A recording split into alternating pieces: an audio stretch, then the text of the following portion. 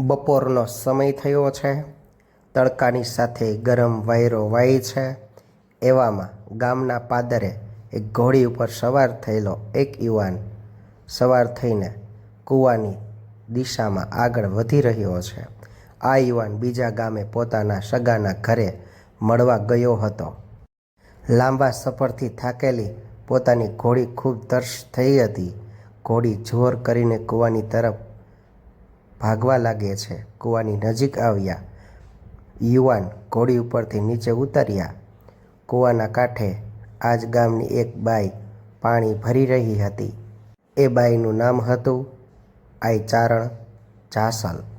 યુવાન નજીક ગયો અને બોલ્યો, આ તેજણ ઘોડી તરસી ટળવળે છે.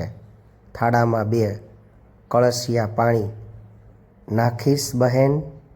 આઈ જાસલ યુવાનની તરફ જોતા બોલે છે, ભાઈ, ઘોડીની તરસ છીપાણી ત્યાં સુધી પનિહારીએ તો કૂવામાંથી પાણી કાઢીને થાળામાં પાણી ઠલવાવ્યું. તરસ છીપતા ઘોડી મોં ઊંચું કરી જોરથી હણહણી નાખી, કેમ જાણે એના ધણીને શાન કરતી હોય કે હવે હું તૈયાર છું. પાણી પાનાર કરજ ઉતારવા માટે ઘોડી સવાર જેનું નામ લાદતું હતું તે 5 કોરીઓ એટલે કે પૈસા પનિહારીના પગ તરફ થોડે દૂર ફેંકી અને બોલ્યા, લે બેન, તારા વીર લાદવાનું કાપડાના પૈસા. જોતવા ના પાડે તો તને આ ભાઈના સોગંદ છે. એ પનિહારી બોલે છે, લાધાભાઈ, તેની કાંઈ જરૂર નથી. મારા ઘરે પ્રભુની મહેર છે. પણ તમે આ સોગંદ દીધા છે ને એટલે લાસા છે. હું કાપડાના પૈસા લઉં છું, પણ તમારે મારી એક વાત માનવી પડશે હો વાલા. ખરા બપોર થયા છે એટલે ભોજન કહેતા શિરામણ કર્યા વગર બેનના ઘરેથી ભૂખ્યા ના જવાય મારા વીરા. લાઘવે ઘણી આનાકાની કરી, પણ ખરા ભાવના આગ્રહ પાસે છટકનાર કોણ છે? ધીમે ધીમે તેણે પોતાની ઘોડી આઈ જાસલની પાછળ હાંકી છે અને બહેનને ખોરડે આવ્યા હો. એની ઓસરીએ થાંભલાએ ઘોડી બાંધી દીધી છે. ચાલે ઓસરીમાં નાખી આપેલા સાંકળ ઉપર તે બેઠા છે. ચાલની ઉંમર તો આશરે 20 વર્ષની હતી. એના અંગે અંગમાં રૂપ નીતરતા હતા. જાસલના પતિનું નામ ચારણ ધાનો ભેડો હતું. જાસલ એ ધાના ભેડાની નવી પરણેલી પત્ની હતી. પોતાની જૂની સ્ત્રી પુનસરીને 45 વર્ષ લગી કાંઈ છોરું ન હતું ત્યારે ધાના ભેડાએ પુત્રની લાલચમાં 2 વર્ષથી આ નવું લગ્ન કર્યું હતું. પરંતુ બંને પત્નીઓને એકબીજાની સાથે ભળતું ન હતું. રોજ ઘરમાં ઝઘડા અને કંકાસ હતા. એક જ ખેતરમાં થોડે થોડે દૂર એના ખોરડા પણ હતા. ચારણ પણ વધારે પોતાની નવી પત્ની જોડે જ રહેતા હતા. નવી પત્નીના હાથના રોટલા જ જમતા હતા. સારો સમય એની સાથે જ વિતાવતા હતા. એટલે પેલી પત્ની પુનસરીને નવી પત્ની જાસલથી ખૂબ જ ઈર્ષા થતી હતી. નસીબ સંજોગો હતા. આજે ધાનો ચારણ ઘરે ન હતો. પોતાના કંઈક કામે બહાર ગામ ગયેલો હતો. જાસલે લીલાછમ રંગના જાડા બાજરાના 2 રોટલા, તાસડી ભરીને દૂધ, આગળ ગોળનું એક મોટું દડબું અને ડુંગળીનું શાક એ પહેલેથી જ તૈયાર હતા. તે પૂરે ભાવે મહેમાનને પીરસ્યા છે હો. અને આ બાજુ એનો ભાઈ લાઘવો પણ પોતાની પાઘડી ઉતારી, 12 ખૂટે ટાંગી, કોગળા કરી તથા પગ ધોઈ ઓરડામાં જમવા બેઠો. દૂર ઊભી પેલી પત્ની આ બધું જોઈ રહી હતી. બસ પુનસરીને તો જોઈતું હતું એવું નિંદાનું કારણ જબરજસ્ત મળી ગયું હો. અલી એ જોજો, આ યુવાન કોણ છે? કોને તાણ કરીને ભોજન પીરસી રહી છે? એવી એ ચર્ચા આડોશ પાડોશમાં ચાલુ કરી દીધી. ચેપકા જેવામાં ચતુર ચારણિયાણીઓના ટોળા એકઠા કરી નાખ્યા છે. બિચારી નિર્દોષ જાસલની મન ભાવી નિંદા કરવા લાગી છે. અવડા વેણ બોલે છે હો. જમી લીધા પછી લાઘવે ઘેર 2 ઘડી તડકો ગાળ્યો. બહેનનું મફત ન ખવાય એવી માન્યતાથી વિદાય થતી વખતે લાઘવે જાહલના હાથમાં 25 કોરી મૂકી, પણ તે પાછી આપતા જાસલ બોલી, ભાઈ, જગતમાં પિયરમાં મારે કોઈ નથી હો. આજથી તું મારો ધર્મનો માલેન ભાઈ છો હો. જો સાચો ભાવ હોય ને તો કોઈ વસમી વેળા આવી ચડે ને તો પ્રભુ તને હેમખેમ રાખે. એટલું બોલી અને સજળ નયને તેને લાઘવના દુખણા લીધા છે. ખમ્મા મારા વીરાને. દુખણા લેતા ચોળાફળી જેવી તેની કોમળ આંગળીઓમાંથી ફૂટેલા અનેક ટચાકડા વિદાય લેતા લાઘવે સાંભળ્યા છે. બહેનને પગે લાગી યુવાન સવાર થયો છે. રવાના થતાં થતાં તેની ટપકેતી નેત્રે બહેન જાસલને હાથ જોડ્યા છે હો. અને એ જ વખતે આઘે ઊભેલી સ્ત્રીઓના એક ટોળામાંથી ખડખડાટ હસવાનો અવાજ આવે છે. પરનિંદા જેવું મીઠું જગતમાં બીજું શું હોય? પુનસરીએ પ્રસરાવેલી જાસલની નિંદા આખા ગામમાં ફેલાઈ ગઈ છે. આખા ગામમાં ફેલાઈ ગઈ છે. 2 દિવસ પછી ચારણ ઘેર આવ્યો છે. તેને જોઈને એક સ્ત્રીએ હાસ્ય કર્યું. નાગણી જેવી વેરણ. પુનસરીએ તો બધી વાત ચોખે ચોખી કરી છે. ધાના ભેડાને કહી. ચારણનો મિજાજ હાથથી ગયો છે. તેના બળતા અંતઃકરણમાં ઘીના ઘડા ઠલવાયા. ચારણ એક તો બહાર ગામથી થાક્યો પાક્યો આવેલો હતો. વગડાનો વાયરો તો તેના માથામાં ભરાયેલો હતો જ. તેમાં અધૂરામાં પૂરું આ દારૂણ વાત સાંભળી એટલે બાકી શું રહે હવે? ધુઆ ફુવા થયેલો ચારણ હાથમાં ચાબક લઈ ફાટી આંખે જાસલના મકાન તરફ ચાલ્યો જાય છે. 2 દિવસથી ન જોયેલા જીવ જીવા વહાલા પોતાના ઘરવાળાને સાકાર કરવા જાસલ સામી આવી છે અને હસ્તે મૂકે ઓસરીથી ધાર પાસે આવી ઊભી રહી ગઈ છે હો. પણ ત્યાં તો કાંઈ જ પૂછ્યા વગર અને કાંઈ જ કીધા વગર મુખ મુદ્રાવાળા ચારણે તેના અંગ ઉપર ચાબુકના પ્રહાર કરવા લાગ્યા છે. શરીરે સાપ વીંટાળે તેમ ફટાક ફટાક અવાજ આવે છે. આ બાજુ 2-3 આટા જાસલના કમળા શરીર ઉપર વીંટળાયેલા છે અને તે જ પ્રમાણે બીજા અને ત્રીજા ફટકાનું પણ થયું અને જાહલના કનકવર્ણી કાયામાંથી લોહીની છેડું વછૂટે છે. લોહીની છેડું વછૂટે છે હો. આ દ્રશ્ય જોવા માટે આંગણામાં આડોશ પાડોશની સ્ત્રીઓ હમાતી નથી અને એમાં પણ આજે પુનસરીના હરખનો પાર ન હતો. એના મુખમાંથી રાંડ વાલા મુઈ યુવાને ઘરમાં ઘાલીને અમારું નાક કપાવ્યું, વઢાવ્યું નાખ્યું છે એવા વેણનો વરસાદ થઈ રહ્યો હતો. પહેલાં તો પવિત્ર આય જાહલ પતિના અચાનક કોપનું કારણ સમજી શકી નહીં, પણ પછી વચનોએ તેને બધી વાત દીવા જેવી સમજાવી લીધી. એ આગેવાનમાં બોલી, હે જગદંબા, હે માવડી, જો હું પવિત્ર હોઉં તો તારા સતના 2 છાંટા મારા પર નાખીને મારું સતીપણું સાચવજે હો. આય વધારે હું તને નહીં કહું મારી માવડી, નહીં કહું. આવા ઉચ્ચારણ કરી તેણે લોચનો પોતાના બંધ કર્યા છે. થોડી વાર લગી તેનું શરીર સ્થિર જણાયું અને ધીમે ધીમે તેના મોઢા તરફ તથા સમગ્ર અંગમાં કંપન ઉપડ્યો છે તથા દિવ્ય ક્રાંતિના સંચાર થયો. રૂપેરી ઝુમખેલી શોભતા બંને કાનમાંથી કંકુનો વરસાદ વરસવા લાગ્યો છે. આવો અદ્ભુત પ્રભાવ જોતા જ તમાશો જોવા ઊભેલા માણસો ઝંખમાળી કરવા ગયા.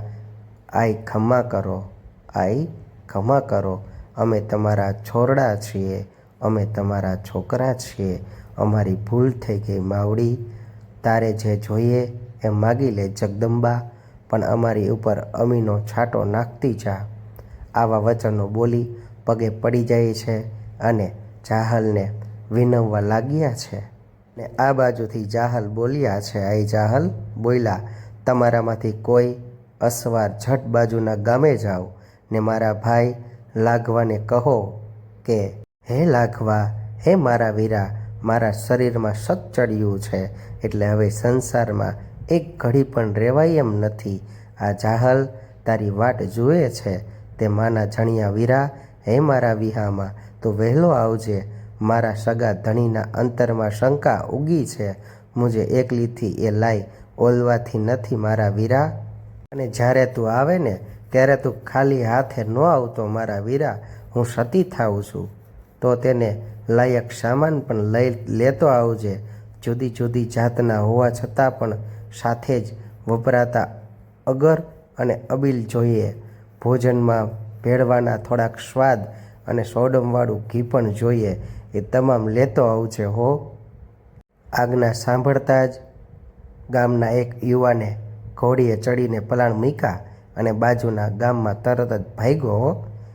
લાઘા મેરને મળ્યો અને તેને બહેનનો સંદેશો કીધો છે. પોતાને માટે બહેનને માથે આવી પડેલા આફતની લાઘવના કોમળ કાળજામાં ભારે આઘાત થયો, પણ તે શું કરે? બહેને મંગાવેલી સામગ્રી આવ્યા તેટલા અગરચંદનમાં કાષ્ટો, અબીલ ગુલાલના પડ, કંકુ, નાળાછડી, ચૂંદડી, મોળીઓ, શ્રીફળ અને ઘીના ભરેલા 2 ડબ્બા નાખીને તેને એક ગાડામાં ચિતા સળગાવવા માટે લાકડા ભરી બેનના ગામ તરફ ચાલી નીકળ્યો છે. લાઘવો ભાઈ બેનના ગામે પહોંચ્યો, પણ આજે તો ગામના રંગ બદલાઈ ગયા હતા.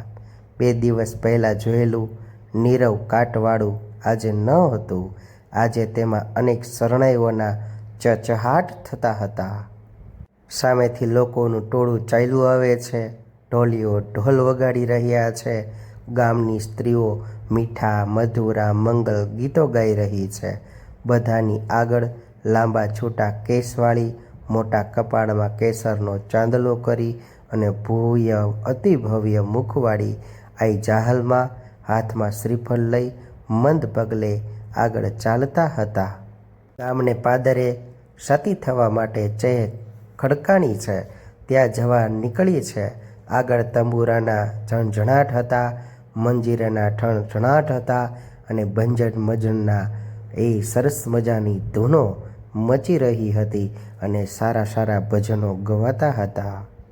આંધળા, પાંગડા, વાંજિયા અને એવા અનેક દુખિયારાઓ સતીના રસ્તામાં આવી આવીને પગે પડે છે. આશીર્વાદ મેળવતા શાંતિ પ્રાપ્ત કરે છે અને સતી પોતાના માટે ગામ બહાર ખડકાવેલી ચિતાએ પહોંચવા આગળ ચાલી નીકળ્યા છે. જાહલના ચિતા પાસે પહોંચી ત્યાં તો લાઘવો પોતાની પત્ની સાથે ત્યાં આવી પહોંચ્યો છે. એની આંખમાં આજે શ્રાવણ અને ભાદરવો રેલાઈ રહ્યો હતો. સતીના પગે ચાલતા તે બોલ્યા છે, આઈ માં માફ કરજે, માં આઈ માફ કરજે. મારા ગોજારા પગલાએ તારી આ દશા કરી નાખી છે. ભાઈને સાંત્વના અને આશીર્વાદ આપતા આઈ જાહલ બોલ્યા છે, હો મારા વિહામાં મારા ભાઈ, એવું ના બોલ. તારા પાવન પગલાં તો હું જગતમાં પાવન થઈ. અરે આઈ થઈને હું પૂજાણી. વળી મારા બંને લોક સુધરી ગયા. હવે હું માગું ત્યારે છેલ્લું કરિયાવર આપી જાજે મારા વિહામાં. ત્યાં તો ભીડમાંથી એક ચારણ બોલ્યા છે, આઈ જાહલમાં શેર માટીની ખોટ મારા ભાઈ ભેડાએ તમને આણેલા, પણ તમે તો સીધાવો છો. હવે ભાઈ શું થશે, શું કરશે? આવી વાણી સાંભળતા આઈ જાહલ થંભી અને બોલ્યા છે, હો પુનસરી ક્યાં છે? એને મારી પાસે લાવો તો ખરા. શરમની મારી પુનસરી તો અત્યારે એ બાયડીઓના ટોળામાં પાછળ ક્યાંય સંતાઈ ગઈ હતી. પોતાનું કાળું મોં લઈને સતી પાસે કેવી રીતે જાય, કેવી રીતે બતાવે? એ યુવાન સ્ત્રીઓના ટોળામાં ગયો છે અને લાતો મારતો ચોટલો ઝાલી ખેંચતો પુનસરીને આઈ જાસલ પાસે લાવ્યા છે. વળી પોતાની ભૂલની ક્ષમા માગતા હોય એમ યુવાન પાઘડીનો અંતવાસ કરી સતી પાસે નીચે મુખ રાખીને ઊભા છે અને ગંભીર સ્વરે આઈ જાહલ છે એ બોલ્યા, ચારણ, પુનસરીને મારશો નહીં. એ બિચારીનો શો વાંક છે? વાંક મારા નસીબનો છે. બેન પુનસરી મારું તને વરદાન છે. આજથી 9મે મહિને તારા ઘેર પારણું બંધાવશે અને આપણા ધણી છે એનો વંશ રહેશે હો. વળી ઢોલ જોર જોરથી વાગવા લાગ્યા છે. કાયરને પણ સુરવીર કરે એવા શરણાઈના સૂર પણ રેલાવા લાગ્યા છે. જય અંબે, જય માં ભવાની કરતા માણસો હાથ જોડવા લાગ્યા છે અને આઈ ચારણ પુત્રી જાસલની ચિતા પર ચડી ગયા છે હો. તેના પગની 10 આંગળીઓમાંથી એક સાથે અગ્નિની જ્વાળાઓ નીકળવા લાગી છે. તેને ચિતાને ભડભડ પ્રજ્વલિત કરી નાખી છે. થોડી વારમાં સર્વભક્ષી અગ્નિદેવ રંગબેરંગી જ્વાળાઓ ભડક ભડક અવાજની ચિતા પર ખેલવા લાગ્યા છે. એવામાં ચિતા ઉપરથી ચોખીમાંથી સ્વર આવ્યો છે. વીરા લાગવા, વીરા મારા વિહામાં, તું મારો 7 જન્મનો ભાઈ છે. ડર્યા વગર તું ચિતા પાસે આવ ને બેનને છેલ્લી વારનો કસમો આપી પાછો જા, પાછો જા, પાછો જા એમ કહે છે. ખરો મર્દ છે. પવિત્ર મેર લાઘવો છલાંગ મારી ચિતા પર ચડ્યો હો. પણ અગ્નિની એક પણ જ્વાળા તેને ટાઢી બોળ લાગે છે. બહેનના પવિત્ર શરીર ઉપર ઘીનો હોમ કર્યો છે અને આંસુ ભર્યે નયને હાથ જોડીને એનો વીરો ઊભો છે.